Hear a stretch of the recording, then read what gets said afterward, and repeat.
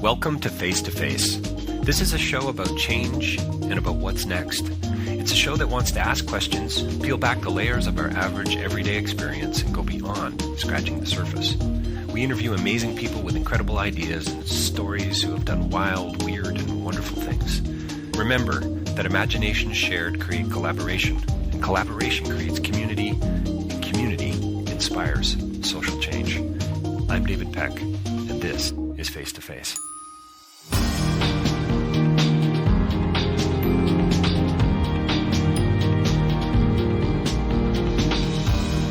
So my next interview is with Henry Glassie and Pat Collins, and this is one of those interviews I think that comes once in a lifetime. It really is, and it's about a film called Henry Glassie Fieldwork.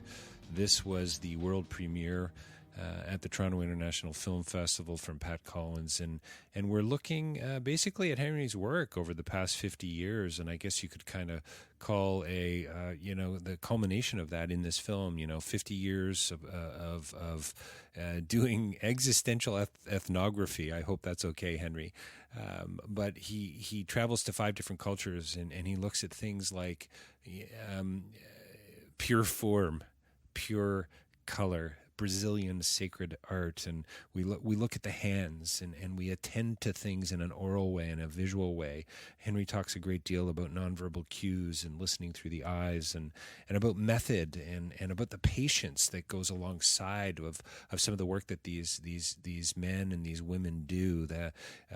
Henry says if God exists, he exists in or God exists in the spirit of the human being. Henry talks about becoming a kid in another culture, and about how important it is to eliminate prejudice and something simple complications, which I so absolutely love. And for Henry, when it comes to art and defining it, he believes that communities come together to agree on what is beautiful and what we might call this grammar of art. So this is a film for Henry that is about grace. I believe anyway, about grace and about generosity. It's about stories. It's about being alone and yet together with other people as well. It's he has this beautiful phrase where he talks about if I just put myself in front of other people, they'll be able to teach me something about, I would argue, how to be a better human.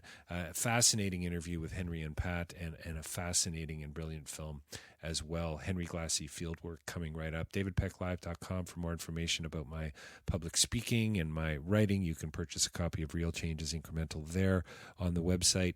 If you're getting behind or enjoying what we're doing here at Face to Face Live, please consider supporting us. You can do that. You can get behind it. The podcast, you can support us financially on patreon.com. We have a page there, $1 a month, $5 a month, $10 a month. It all goes towards helping to offset costs. And if you can't do that, and I totally get that and understand that, would you consider leaving a quote for us on iTunes? We would really appreciate that. And then, of course, sign up for the newsletter, forward this to other people that you know who are listening to podcasts. Let's grow this community. And sign up for, did I say sign up for our newsletter? Yeah, sign up for our newsletter and leave us a quote if you can. Also, if you want to advertise on Face to Face, you can do that through our newsletters. You can do banner ads on the website and also embedded in the podcast themselves. We've got a pretty big reach now, hundreds of thousands of listens over the last 5 years, a big audience, over 20 countries, US, UK, Canada, probably the 3 most listened to countries, but we're as far southeast as Cambodia, and we go as far north as Mongolia, Singapore. It's really quite remarkable, this thing called the internet. Anyway, don't touch that dial. Rabble.ca, also a platform where I exist, where Face to Face lives, and news for the rest of us, journalists, artists, thinkers, writers, talking about issues that matter. Check that out as well, or check them out as well, Rabble.ca. And stay tuned, coming right up, Henry Glassie and Pat Collins talking about their new film, Henry Glassie Fieldwork. Well, welcome to Face to Face. We are joined by 2 very special guests. We've had a bit of a comical start here at the Toronto International Film Festival with Henry Glassie and Pat Collins, who we're calling in Ireland. Henry here. I'm going to let Henry say hello. Hello. How can we not be confused using all these machinery? Yes, we've had a few technical issues, and Pat, do you want to say hello on the line from Ireland? Hello, David. Thank you. Very Thank good you. to be talking to you. Thanks for joining us, Pat. I do appreciate it. I know. I think you just mentioned before we hit the record button, it wasn't quite your bedtime yet, but we're getting pretty darn close. So why don't you tell us a little bit about sort of the genesis of the film, and maybe, I mean, it sounds like you and Henry have had quite a long relationship. I'd love to hear a little bit about that evolution and why you decided to record not only these many artists, I suppose, but focusing on 5 countries. Can you talk a little bit about that? Yeah. Well, in terms of the origins of the film, it goes back to a radio interview that Henry had with a poet called Vincent Woods, a poet and playwright, and it was on Irish radio in 2010. And it was just I was kind of spellbound by the interview, and it was kind of an interview that Henry gave, talking about art and talking about folklore, talking about his rural upbringing in Virginia, and it's an interview that really kind of burnt into me. And and 2 years later, I wrote him a letter in 2000 on September 10th. 2012, nearly exactly seven years ago, and I kind of proposed the idea of a possible film. Not sure exactly how the film was going to take shape, but I was very open to a collaborative, making a film collaboratively with Henry, and he wrote back to me. He doesn't do email. He doesn't do email, really? I find that surprising, Pat. Yeah. Well, I do email, but Henry doesn't. So a letter came a month later. I wrote back to him, and then we exchanged letters for a few years. And then I met him in 2016 in Dublin. And again, we proposed the film, and Henry and Pravina had just finished a book on Brazilian sacred art, and the funding and the kind of idea of starting the film in Brazil kind of took shape simultaneously, and it just was kind of perfect timing. But it was perfect timing that took nearly 10 years. Perfect timing that took nearly 10 years. I want to get Henry's take on this first meeting and the fact that he doesn't do email and all of that, and see where if he can validate all of this, Pat. Yeah. Pat doesn't do anything except speak the truth, so certainly everything that he says is something that was absolutely accurate, and you don't have to doubt that accuracy. But I think the larger story is also interesting in that Pat suggested to me that maybe I would be in a film, and honestly that didn't hold much interest for me. But once I realized that his filmmaking skills, and he's a fantastic filmmaker, that his filmmaking skills could be allied with our ethnographic work, then I became very excited about it. So what I saw about the possibilities was a kind of combination of very slow, cheap methods with very fast, expensive methods, and how those could combine into a film that would really be richly evocative and expressive of the kind of experience that we'd had in Brazil. So it was important that I met Pat and immediately liked him. This is a man that I could easily work with. But it was also true that Pravina and I had finished a book on Brazil, and so that we were ready to share that book and those artists with another person. And it seemed to me that Pat had all the patience and all the skill in the world, and that he would be able to go with us into Brazil, and it wouldn't cause anything but happiness among the people that we worked with. And so that's That's how it worked. He decided to come to Brazil. We were there a couple of weeks before. We talked to all the artists. We made sure that people were ready for it. We made sure that people were interested in being in a film. Not everybody was. There was one man who didn't want to be in a film. He said, they want to pay me to be in a film? To hell with that. I do this art. I don't want to pay for it. I want to do it out of love. But everybody else was very excited about being in the movie. And we talked to them about what it was going to be like, and Pat and his crew showed up. Everybody turned pink, and they got used to Brazil and the mosquitoes and the difficulty, and we all went together, and it was a wonderful collaborative experience because Pat had all the skills already. he had the patience, he had the ability. We just went out and met these people that we knew, and they immediately responded, loved Pat, loved the crew, Colin, Bob, everybody was great. And so there was a wonderful convergence of different worlds and different methods. As I say, we have a long, slow, cheap method, and he's got a very quick, expensive method. But I think they combined impeccably in order to create the kind of images that we wanted of our Brazilian friends. Pat, just wondering, it sounds to me, what little I know of Henry, and I'm going to learn more, that he would make a good director. He knows kind of what he wants and where he wants to take things, and yet talks just here briefly about, he talked about the wonderful collaborative nature of all this.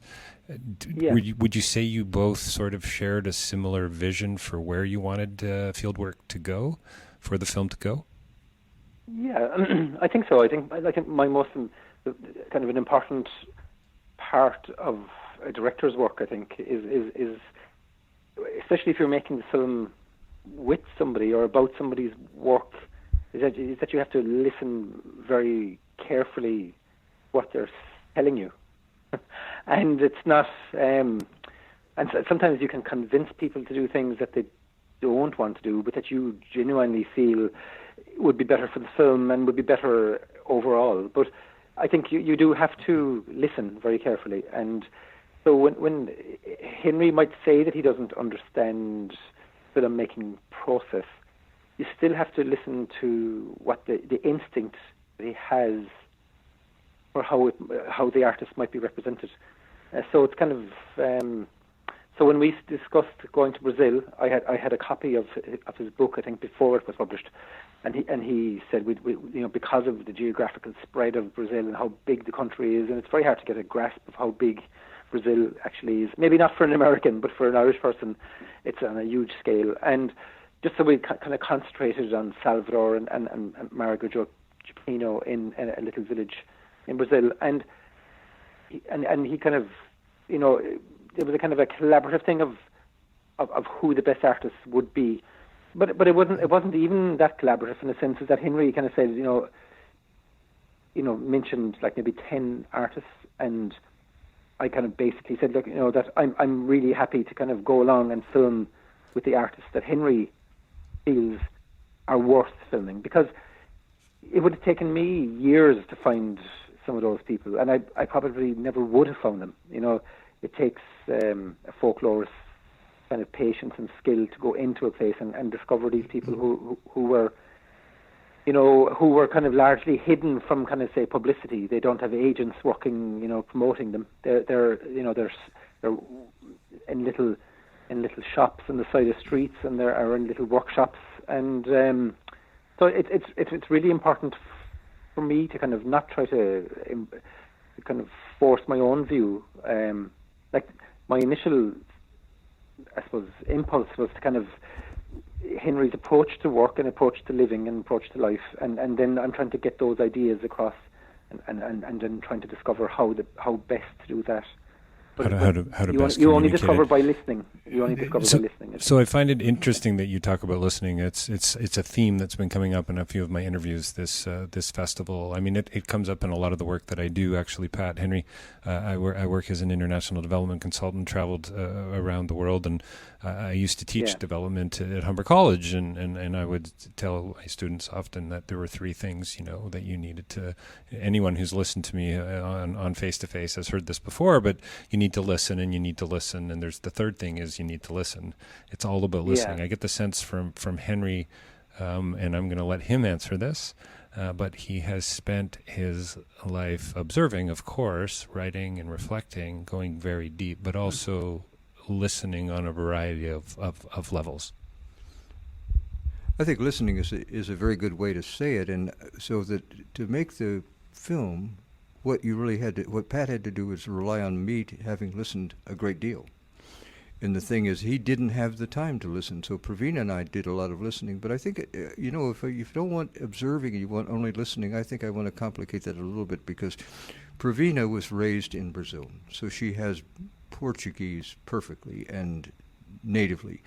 I don't. I haven't even bothered. Pravina's great at Portuguese. Why should I? So I'm observing all the time. And the fact is that we separate into two kind of functions in the middle of field work.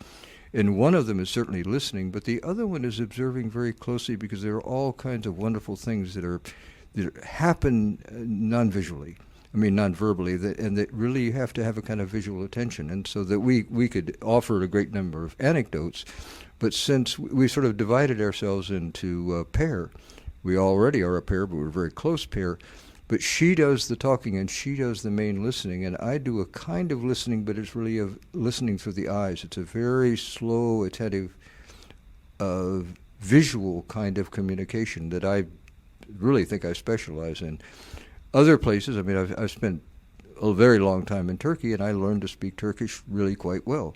But it took a very long time to do. But if I've got Pravina, I don't have to learn Portuguese. I can sort of follow Portuguese from knowing Italian. But I don't really speak it very well, and so I listen hard. But what I really also do is observe, and our work requires a great deal of that, a great deal of attention to the nonverbal cues that are being given in an environment. And so that before Pat takes over, and he's going to be largely visual. I mean, he doesn't know any Portuguese either. So that film is going to be visual, ultimately. And so that it was important, and I think the great success of this film, that I had done a lot of visual attending, and Pravina had done a lot of oral attending, and brought those things together and handed them over to Pat, and he was able to really take off with a essentially visual take. And if you see the film, and I think it really works very beautifully, there's a lot of sound, very little talk. Now, we had a lot of talk, and so it's interesting that Pat made a decision in the creation of the film that he actually eliminated a lot of the conversations that were had. And in one version of the film, Pravina had done a lot of translating of Portuguese for the film to have subtitles for conversations. But as the film grew and as it matured, as it began to be its own thing, then the conversation, for the most part, went out. There's a long conversation with Ed Gival. It's great. It's very good. Pravina translated it, from Portuguese into English, and it's great. But even when we hit the United States of America, where really people speak a variety of English, they don't talk much. Pat made a film that's very, very visual, and I think it's natural to him and very beautiful. And so that you could have a film, the kind of work that we do, certainly the kind of work that I did in Ireland, a decade in Ireland, man, there's a lot of talk. And people are really, really good at talking. And if you were to make a film about Ireland without talk being central, you'd be missing the point. But if you make a film about the artists of northern Brazil, and even the film about the potters in the Piedmont of North Carolina, really they're working very hard with their hands. And then if you shift your vision to Pat's film, watch hands. It's just beautiful. There's a ballet of hands. I was going to bring that up. I made a note about that. I have been working with my hands in a variety of different ways in construction. I do card tricks, and there's a real ballet to manipulating a pack of cards or a coin, and there's a real craft to it. And I would love to have a long conversation with you, Henry, about the distinction between art and craft. And I'm sure we could do a full 90-minute podcast on that, but frankly, everyone would turn the dial, I think. But maybe we'd have a few listeners, but we could talk about it. But the hands, Pat, was that a real conscious choice? I'm so glad Henry brought it up. The tight close-ups, the kind of the silence for a good 30 minutes into the film, at least. It's we need to pay attention, and it obviously conscious and intentional on your part. But I'd love to hear more about that. Yeah, I mean, I was partly influenced, I think, by a series that was in Irish television in the 1970s, which was actually called Hens, and it was about people who worked with their hands, and might have been 30 different half-hour programs, like beautiful scripts written by Benedict Kiley, an Irish writer, and just beautiful footage from the 1970s of people doing all sorts of like thatching and making saddles and stonemasons, and I think I had a kind of, it's one of my kind of favorite television experiences, and did you, Pat, always did you kind say of it was felt called? I kind Did of you say it was regretted called that I wasn't Hands? around. Sorry, Did you say that it was called Hands? it was called Hands. Wow.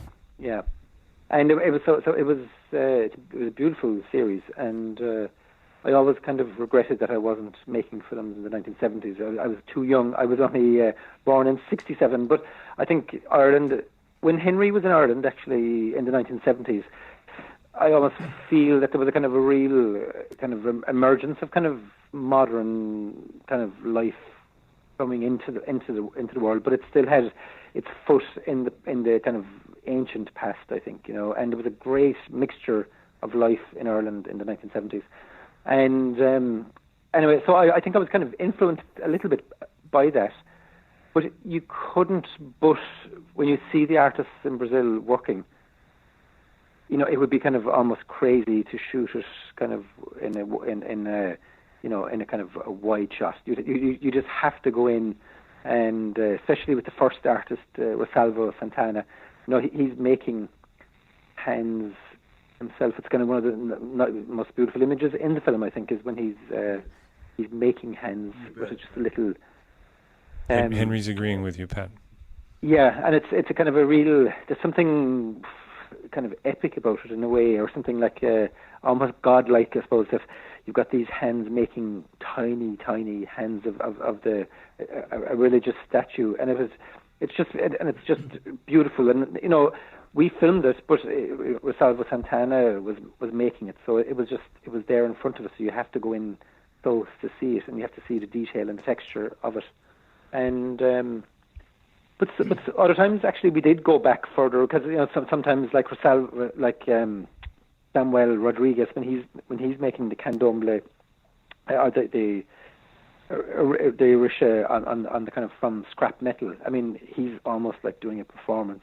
And so you have to kind of see it in a wider angle, but still, you can see the sweat dripping off him, and you can see his eyes. Every time he's doing the soldering, his eyes close. He doesn't wear a mask or anything, and so it's kind of, you need to be in close with them, I think. And well, I think too, and then Henry talked about this idea of patience. And I'm wondering, I want to talk about what great art is, and I think you sort of define it in the film, Henry, in a way that I don't know that I've ever heard it defined this way before. But it's kind of about sort of about practice. But I'm wondering, to something Henry said earlier, Pat, about patience, and to be able to hold a shot that long and that tight and that close, to have that kind of focus and attention to detail. Because God is in the details, right? So, however small G or capital G, I suppose, depending on how you define that. But it would almost be disrespectful to shoot some of that in a wide shot, in a way, wouldn't it? Yeah, it would. I mean, and I mean, we're only trying to reflect what the artist is trying to do in terms of the attention that he must give or she must give to their art. That they have to be so concentrated. And we have to reflect that to be anyway accurate in trying to capture the atmosphere and the kind of the thought that's going into it, and of course, I'll just come back out of that as well. And what we're trying to do then is trying to actually film the people that Henry has paid attention to, has observed and has listened to. And I mean, when I say listen, I mean listen in the widest possible sense, I suppose, of kind of paying attention. And so we kind of felt, as the edit went on, we kind of felt that best way of representing Henry's work was by just observing the artists at work and then giving it context. Right. We kind of this is what Henry's life has been made up of, right? That's sort of what you mean? Exactly. Yeah. I mean, Henry's ideas are kind of almost exhilarating for me to listen to him speak about art. But I think it would be kind of almost insulting to the artists to have Henry speaking over them, or what I mean. That it's they needed their full attention. They needed our full attention, and then we'd let Henry talk and throw life backwards over the artist that we were watching in the first part of the film. That is kind of. So there's and by the way, I don't think I've congratulated you both on the film. I love the film, and congratulations, and welcome to Toronto, and all of that. So yeah. Thank you. I think Henry, you said something about that's just ringing a bell. I've made some notes, but something about an agreement on what is beautiful. And not long after, you talked about celebrating complexity, and I look at how difficult some of these works must be, the ceramics and the making of the hands, and even the arc welding of the sculpture, which is just appeals to the construction worker that I used to be in me.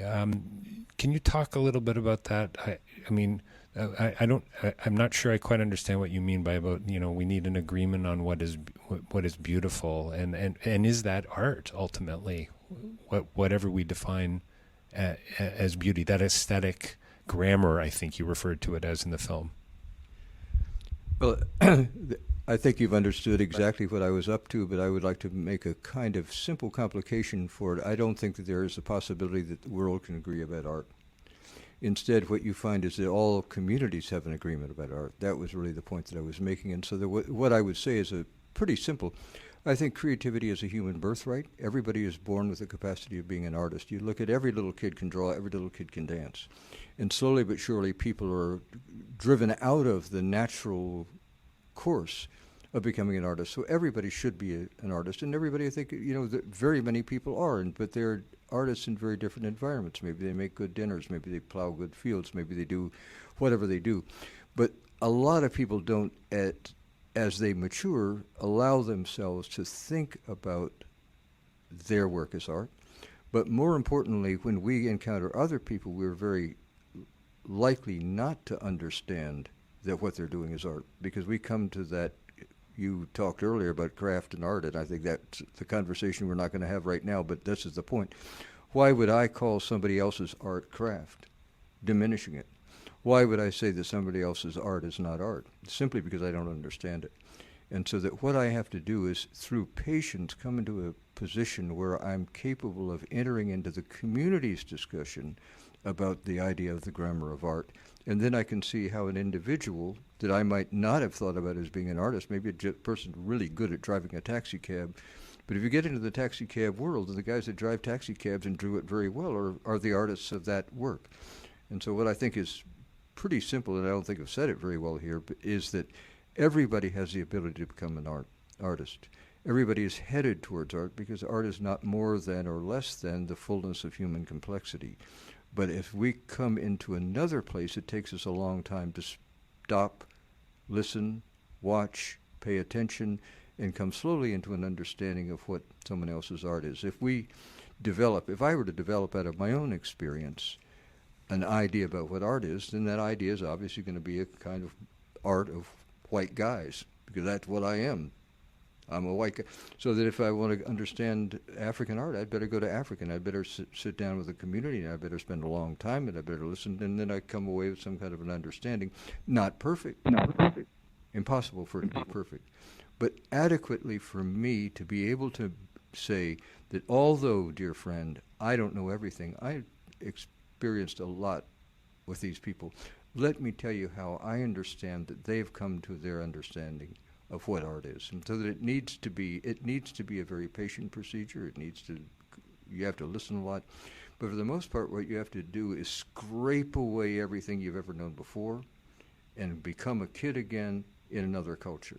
And then you start out again in a different environment, in a different place with a different religion, and that's crucial, a whole different vision of the world. And as you come to that difference, then you can at last be able to say, not that I understand, but that I can function as a translator between these people you don't know at all and yourself. I know enough about what you're interested in art. I haven't know enough about what they're interested in art, and I can get in between, and I hope explain it. The whole purpose is to eliminate prejudice. The whole purpose is to eliminate presuppositions. The whole purpose is to get us away from the kind of conventions that we've been raised with and allow us to mature to the point that where we can engage with other people's conventions, not to accept them necessarily, but to understand them, to honor them, to respect them, to be patient with their existence. So Pat, I'm getting the sense that Henry's quite the philosopher, as well as well, all the other things that he does. It's fascinating. I have questions. Henry, I would love for you to talk about the two things that cause you to be amazed. I think you said in the film were two things: the stories that your grandmother told, and your grandfather as the carpenter. And you just said something that I think is utterly brilliant, that you need to go into another culture and become a kid again, and sort of eliminate that presupposition, and get rid of the prejudice and start over, dance again, splash in the water, clap your hands, and so on. Can you tell me about that amazement, that wonder? Because wonder is something I've studied philosophy for many years. As I said, I've done magic, and so I love that moment of the coin vanishes, and that sense of amazement and wonder. So you captured my attention in the film when you said that, but I'd love for you to chat a little bit more about that. I think it's not very hard, and I think it'll probably lead us into the right place. The natural wonder of a small child, for me, had to do with my grandmother's stories. The family farm was really on the battlefield of Manassas, so that if in the springtime when we dug up, we did the spring plowing, we came up with bayonets and cannonballs. We came up with the Civil War.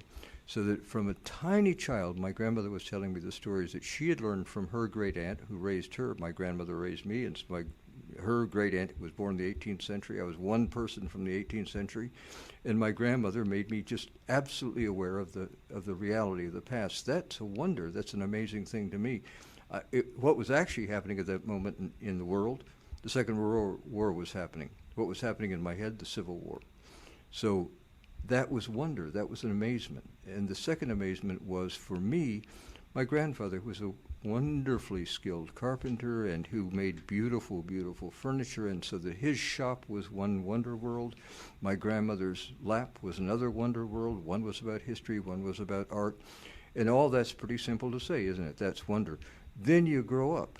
And then I grow up and I'm told that the South is a place of horror, that the South is a bad place. That wasn't what I experienced. And that caused me to understand that my wonder wasn't everybody's wonder. That's a kind of a pretty basic thing, right? My wonder isn't everybody's wonders, and furthermore, what I think is wonderful, other people demean. In fact, other people tend to seem to hate it. I loved country music from the time I was a little child. Other people think country music kind of déclassé. How can you say that? I mean, Hank Williams is the greatest songwriter we've probably ever had. But I learned that other people didn't feel that. Everybody said, people, once I got away from my home, what did I hear? The South is a place of violent prejudice. What I found, when I was a little kid, the South wasn't a place of violent prejudice. My next door neighbors were black. They were my friends. I played ball with black kids. I loved an old black gentleman, I still do, called Maryland Pettiford. I simply loved him. I was passionately in love with this elderly man because he was so kind and so gentle. In other words, I didn't understand, or I did understand, that there was a prejudice against the things that I found wonderful. I think that's probably simple then. So then I look around the world, and what do? I go to those places where I know there is wonder because there are human beings, but I also know that there's prejudice, and so that it shouldn't surprise us in this context that I spent a big part of my life, and probably maybe the most important 10 years, in Turkey studying Islam at a time that my nation was at war with Muslim people, that my nation thought it was just fine to bomb them from the air. It's just fine to kill all those Iraqi ladies because what the hell is going on here? There's a horrible prejudice, and I can't stop that. I can't stop my idiotic government from doing crazy things. However, I can write a book about Muslim people, and I did. I'm very proud of that book. I love that book. I learned Turkish. I read the Quran. I learned how to practice namaz. Not that I became a Muslim, but I was able to get enough compassionate understanding that was linked to a passion of creativity that allowed me to say, I can write a book about Muslim people. And that wasn't just, you understand, it's just like my writings about the South. It wasn't just a book about something that was wonderful. It was a book about something that was wonderful that I knew other people didn't think was wonderful. And therefore it's a part of my goal right now to fight against prejudice on behalf of the wonder of unwritten and marginalized and forgotten people. That's a fact. Pat, has Henry written any country music, to your knowledge?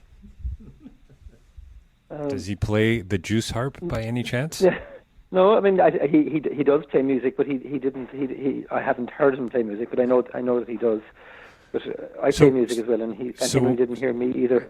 So, no, it's a fact that one of the things that unifies Pat and myself, and not only Patience, but we both love traditional music, right, Pat? Yeah.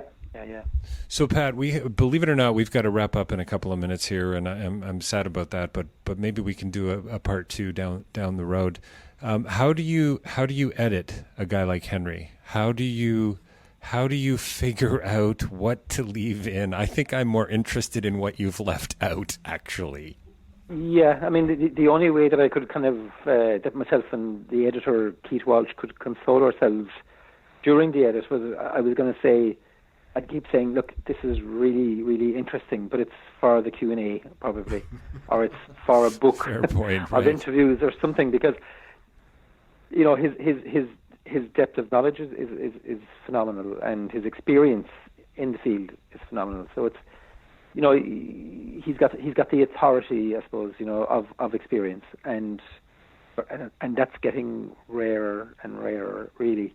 It's one thing being well read, but being out in the field and experiencing it firsthand.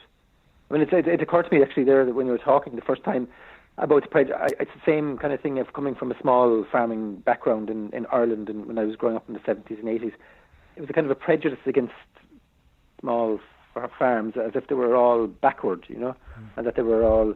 And I think maybe that's a kind of a shared thing, or maybe that's something that I saw or kind of picked up with Henry, is that there's a kind of there's a prejudice against the small place. There's a prejudice against the thing that isn't making a splash. Everybody is gravitating towards the kind of the flashy kind of film or the flashy art or whatever. And I think it's important to kind of look the other way from that.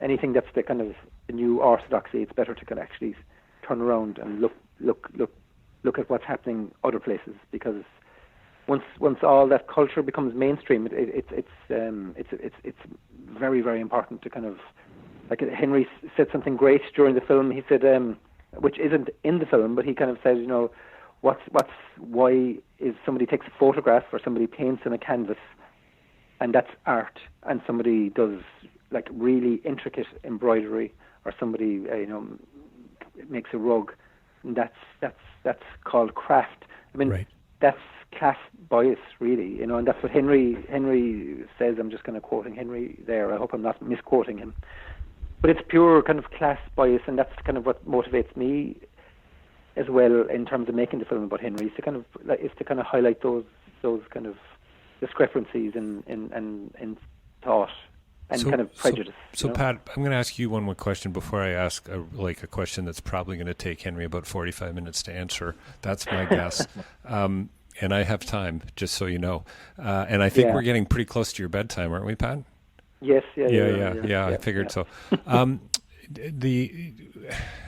This film is about Henry, but it's about a whole lot more than that, it seems to me.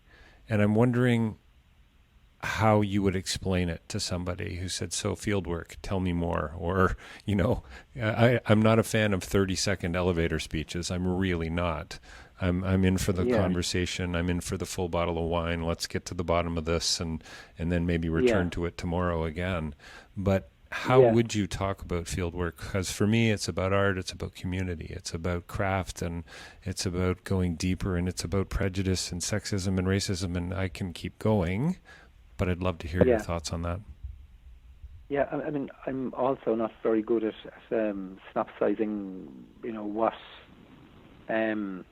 what I always like the definition of a work of art is that it's not about anything, that it just is. It just is. So I mean, I kind of like to think in my in certain moments, I kind of think that it's a combination of things. It's trying to capture the work of Henry Glassie, and trying to kind of do justice to the work of Henry Glassie. But if I'm explaining, most people don't know who Henry Glassie is, so I have to go a little deeper. Hmm. And I've actually always had problems describing what the film is about. You know, I can do it in 2 or 3 A4 pages, but I've had a difficulty kind of trying to synopsize what the film is about. But I think it's about Henry Glassie, but it's about Fieldwork, and it's kind of I suppose it's about the kind of, one of the lines I came up with is about the rituals and rhythms of working artists in Brazil and Turkey and North Carolina and Ireland. But that's not doing it justice either, really. I mean, I suppose it's a combination of somebody who has a lot of learning, bringing that learning and intelligence into the field to kind of create, 20 books about different communities and their art. And I think it's a celebration of kind of small places. And I don't mean small places in terms of kind of geographically small places. It could be Dhaka City, or it could be Istanbul. It's just the unsung artists that are everywhere in the world. And it's a celebration of them, I think, Well, it's interesting. It's a celebration to me of that commitment and intention and that passion of these people that you would never have met before, and hopefully now will meet, because you've been, your eyes have been, you now have eyes to see, if that makes sense. And those people, those artists, to a certain extent, and I think maybe I never asked Henry this, but I think that that they are literally everywhere. Right. But they're just not.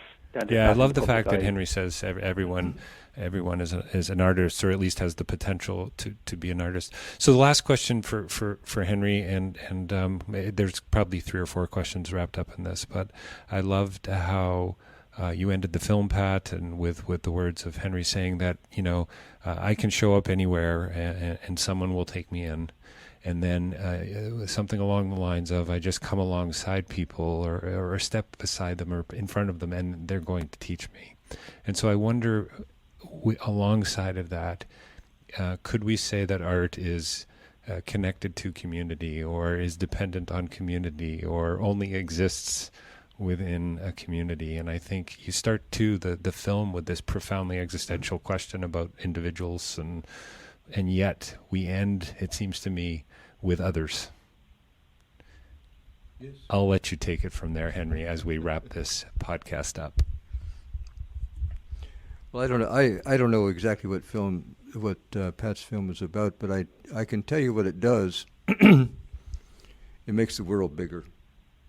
It expands the scope of existence. It actually makes the world seem bigger and actually be bigger. That, I think, is really what the film does. And so that's what I would think about that.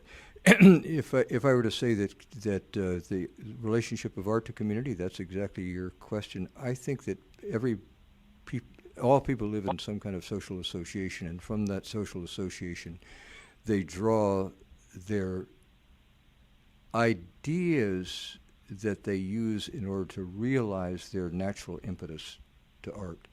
But I don't think that ultimately art's going to depend on community. Ultimately, art depends on individuals. That's what I really believe. And I think that even if you think about the most communitarian arts in the world, ultimately those traditions are all individualistic. I mean, they want an individual to emerge and to be best. And so that indeed there's a community maybe in Brazil of Catholics, and they recognize nonetheless that Adjivau is the best of all those artists. And so he depends upon a community, but ultimately they depend on him more than he depends on them. So there you have it, folks. We've been talking with Henry Glassie and Pat Collins about their new film, Fieldwork, here at the Toronto International Film Festival. Pat, thank you for your time today, or this evening, I guess. Thanks, David. As my dad would say, from across the pond. I really do appreciate it. And to Henry, thanks to you as well. Yeah, thank you so much. This was a great time with you, and I really, really enjoyed it. Yeah, me too. Yeah.